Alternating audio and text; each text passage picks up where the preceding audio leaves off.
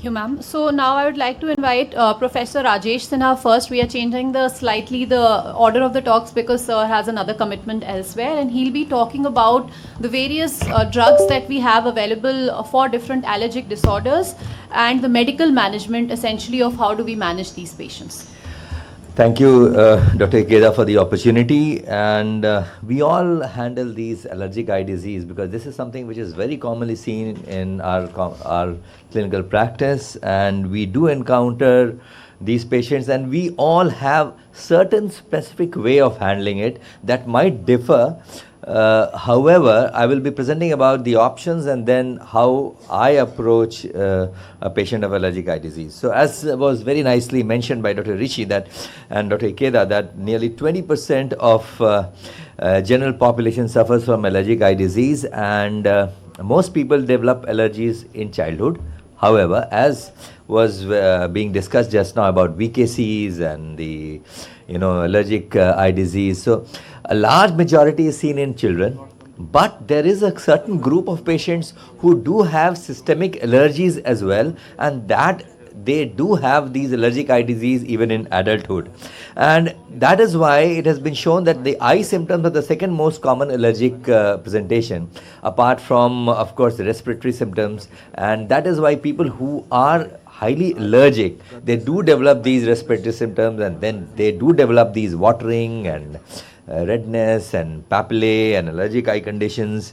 So we have to handle them. Of course, the systemic management will be done by the physician, but we have to handle the ocular symptoms, and sometimes we do have to give systemic medication as well for ocular features. So there are many medications. So we have to decide how to select, how to go about, how to make our own protocol so that that fits, and that can differ with different individuals, that can differ in different geographic conditions, that can differ with different kind of air conditions, environmental conditions, like in cities where there is more pollution and the cities where there is less pollution. So many factors are involved in managing these cases. So let me just go through a certain group of drugs, and then I will come to the protocol that I follow. So the anti-allergic drugs can be basically grouped into mast cell stabilizers. We have been using it for many years, for decades. The mast cell stabilizers, the cromolyn glycate, etc. Then topical antihistaminics, we have been using it for a very long period. Even now we have some recent antihistaminics like alcaftadin, and of course the dual acting agent have come up, which not only act as antihistaminics but also act as mast cell stabilizers. So antihistaminics, basically they block the released histamine. So they prevent the itching of the eye, they prevent the itch by blocking the histamine receptors. So once the histamine is released, then they come into action and they block the symptoms. So they are very good to relieve the patient of symptoms, but they basically work on the histamine receptors, and they don't work on prostaglandins and leukotrienes, which are some other inflammatory mediators.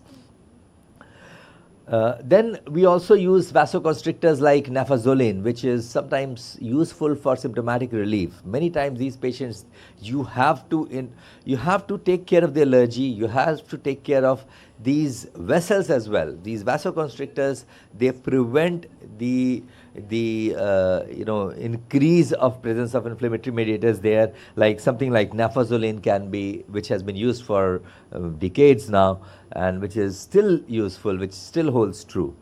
Mast cell stabilizers, they stabilize the mast cells, so they prevent the release of histamines. They don't work on the already released histamines, but they prevent the further release of histamines.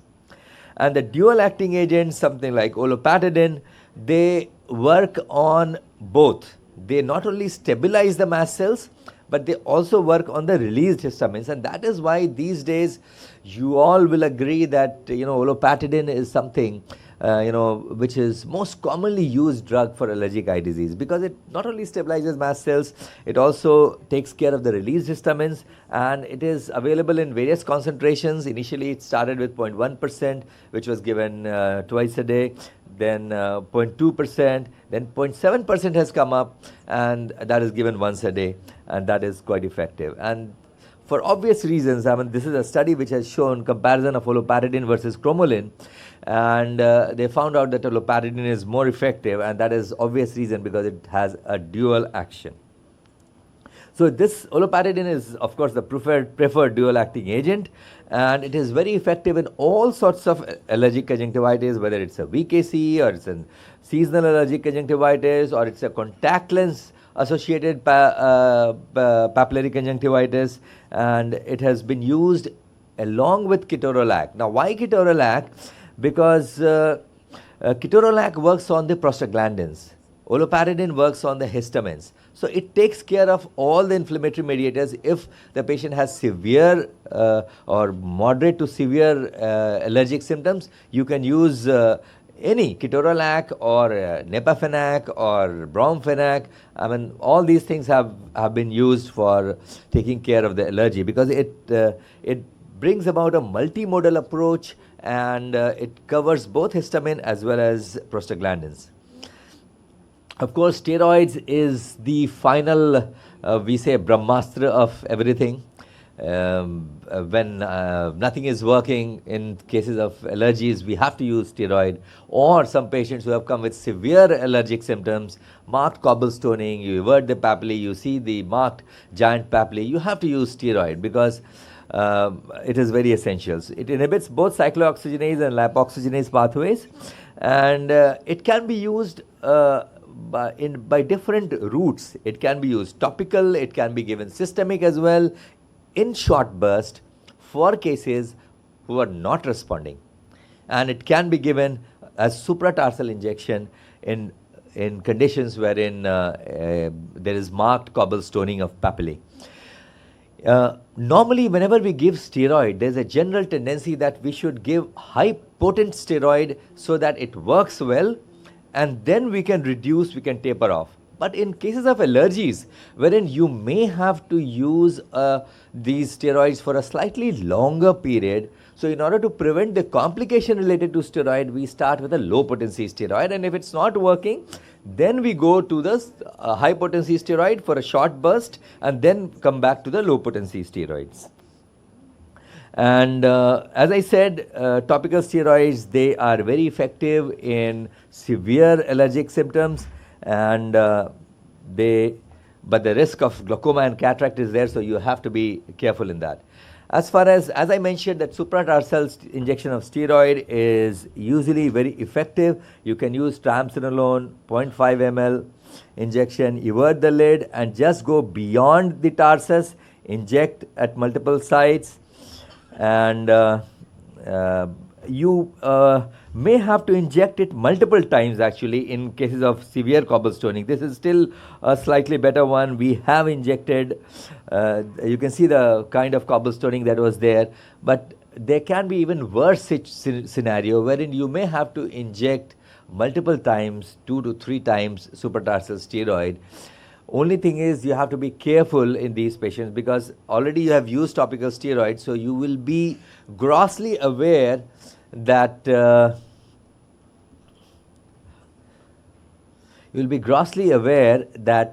these patients are not steroid responders, but you still don't know. So when you are giving supratarsal steroid, these patients have to be carefully monitored because this is a depot preparation. It is a depot there and you cannot take it off. That is the thing. So that's why if there is any rise in IOP, then you have to manage it, and you don't have to think about a second injection of topical steroid, second injection of supratarsal steroid. There are certain steroid sparing therapy like cyclosporin and tacrolimus. Cyclosporin is a good immunomodulator which is available in 0.05%, 0.09% and 0.1%. So depending upon the severity, you can use cyclosporin. The biggest advantage is you can start with steroid along with cyclosporin in moderate to severe, and then you can taper off the steroid and continue with cyclosporin, because cyclosporin topically given, we had done a long back, we had done a study with 2% cyclosporin in graft rejections, prevention of graft rejection. We found out that the systemic concentration was much below than the concentration that can cause toxicity. So the commercially available drugs are up to 0.1%, so it's not going to cause any problem. And it is very effective immunomodulator. Another immunomodulator is tacrolimus, which is again very useful, 0.03%, 0.1%. And some patients, you can put it inside the eye off label. Some patients, they do not tolerate tacrolimus. So you can put it over the lid also, and there also it works. So that is the advantage of tacrolimus. And of course, tear substitutes are good because they not only wash off the allergens, but they, they provide symptomatic relief as well. So in summary, if it's a mild case of allergic conjunctivitis, we can manage with a simple dual acting agent like olopatadine and lubricant. A very mild case, occasional allergy, occasional itching, etc., you can just manage with lubricant only. But if there is a significant allergic conjunctivitis, you have to use these olopatadines. If it's a moderate allergic conjunctivitis, you can use a low potency topical steroid for a short duration, taper it off. You can use olopatadine. If it's slightly moderate to severe, you can combine olopatadine with ketorolac or Nevanac or bromfenac with topical cyclosporin and lubricants. Later on, you can take off the topical steroid and continue with olopatadine with topical cyclosporin and lubricants. After some time, you can remove this olopatadine as well, because long-term use of olopatadine can also cause dry eye, which can be a complication, which of course will be discussed by Dr. Somshila Murthy. So then you can continue with cyclosporin and lubricants only if the patient is comfortable. So that will not only improve the cause immunomodulation, it will also improve the prevent the chance of dry eye. Occasionally you have to give systemic antihistaminics if it's a severe case of dry eye, severe case of allergic conjunctivitis. So you have to give systemic drugs. And if it's a marked cobblestoning, repeated supratarsal steroid is given. And of course, most important thing is that regular follow-up is essential. For people who are steroid responders, you can use higher concentration of cyclosporin. I have used higher concentration, 2% cyclosporin in some steroid responders prepared in our pharmacy, and it has worked well when used for a long term. So thank you very much once again for giving this opportunity, and any suggestion, any addition to this will be welcome. Thank you so much, sir, for covering all the different options for management and all the different drugs and how to use it and when to use them. Do we have any questions from the audience? Yes, ma'am, please. Please come to the mic.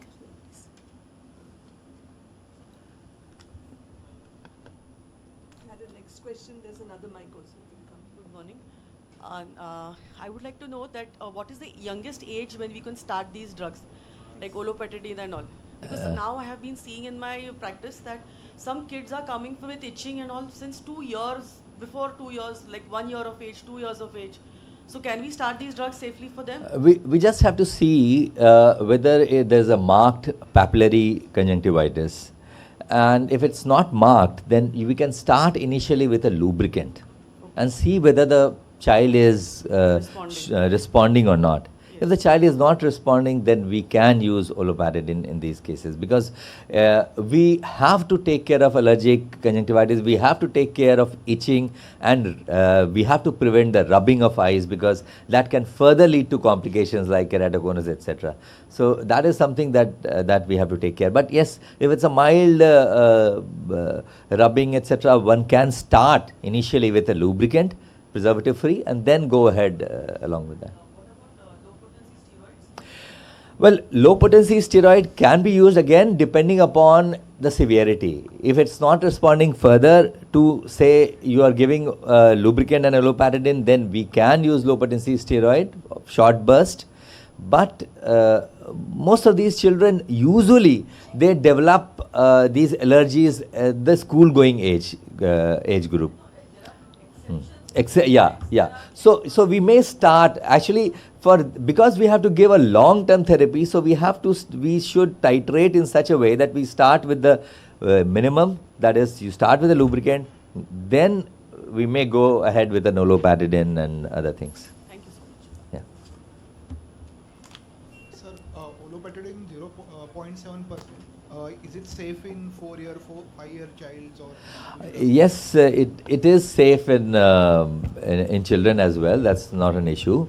Only thing is, immunomodulators have not been studied in children. So, immunomodulators like cyclosporin, tacrolimus, there is a question mark on that. But as far as olopatadine is concerned, it is safe.